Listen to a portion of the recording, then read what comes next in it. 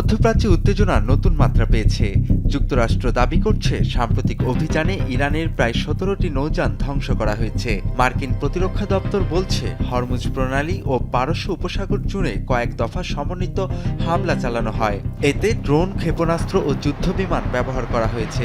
ওয়াশিংটনের দাবি ইরানের সামুদ্রিক সক্ষমতা বড় ধাক্কা খেয়েছে। তাদের ভাষায় আঞ্চলিক নৌচলাচল নিরাপদ রাখতেই এই পদক্ষেপ। তবে ইরান এই তথ্যকে অতিরঞ্জিত ও ভিত্তিহীন বলে উড়িয়ে দিয়েছে। তেহরানের পক্ষ থেকে বলা হয়েছে তাদের নৌবাহিনী এখনো সক্রিয় এবং প্রস্তুত।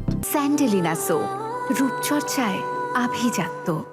বিশ্লেষকেরা বলছেন সংখ্যাটি বাস্তবতার সঙ্গে কতটা সামঞ্জস্যপূর্ণ তা যাচাই করা জরুরি। কারণ এত বড় পরিসরে ক্ষয়ক্ষতি হলে তার স্পষ্ট প্রমাণ আন্তর্জাতিক মহলের সামনে আসার কথা। এদিকে এই পাল্টাপাল্টি দাবিতে উপসাগরীয় অঞ্চলে উদ্বেগ বেড়েছে। জ্বালানি সরবরাহ ও বৈশ্বিক বাণিজ্যেও এর প্রভাব পড়তে পারে বলে আশঙ্কা করা হচ্ছে। পরিস্থিতি কোথায় গিয়ে থামে এখন সেটি দেখার বিষয়।